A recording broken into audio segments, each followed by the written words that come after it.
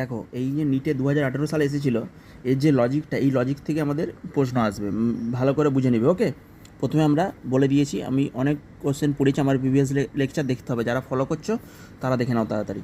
ওকে, দেখো এখানে CH3 CH2 CH2 Cl, CLK আমি আগে AlCl3 বুঝিয়ে দিয়েছিলাম কী করবে সিএলের জন্য। ঠিক আছে, তাহলে সিএলটাকে নিয়ে নিল AlCl4 নেগেটিভ, আর এখানে হয়ে গেল আমাদের পজিটিভ। এটা বেঞ্জিন CH3 CH2 প্লাস।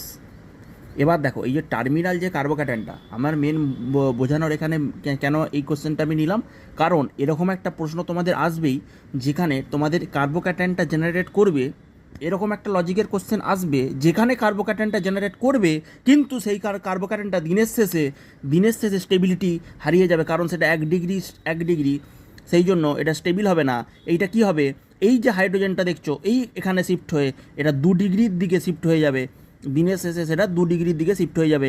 এরকম একটা প্রশ্ন তোমরা পরীক্ষায় পাবে।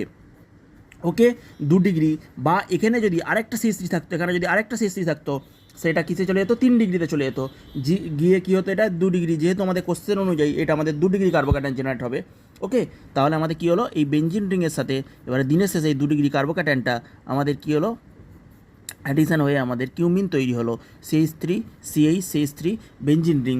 এরপরে আছে আমাদের O2, এরপরে কী আছে বলো, O2 কী করবে, দিনের শেষে এটাকে অক্সিডাইজ করবে, রিংটাকে অক্সিডাইজ করবে না O2, এটা কী হবে, এটাকে অক্সিডাইজ করে আমাদের কী তৈরি করবে, O2 কী করবে বলো, এটাকে অক্সিডাইজ করে দেবে রিংটাকে, দিয়ে CH3 কিউমিন হাইড্রোপারঅক্সাইড রিং তৈরি করে দেবে, তাই তো। প্লাস O2 দিলে আমাদের হলো শেষ পর্যন্ত কিউমিন হাইড্রোপারঅক্সাইড। যে এবার এই দেখো এখানে দুটো ওইজ আছে, তো এই যে এখানে একটা অক্সিজেন আছে, এখানে একটা অক্সিজেন আছে, এই অক্সিজেনটাতে এই পিএইচ রিংটা মাইগ্রেট করে আমাদের ফেনল উৎপন্ন করে। ফেনল এইটা দিয়েছিল আমাদের, চেয়েছিল ফেনল, এই ফেনল হচ্ছে আমাদের, বাকিটা তো কিউমিন ফেনল দিয়ে জেনারেট পেয়ে যাচ্ছ, কিন্তু LCl3 দেওয়া মানে এই কার্বোক্যাটায়ন যেটা জেনারেট করবে, সেই কার্বোক্যাটায়নটা ওখানেই সীমাবদ্ধ থাকবে না, সেইটা 2 ডিগ্রিতে চলে যাবে, 2 ডিগ্রিতে।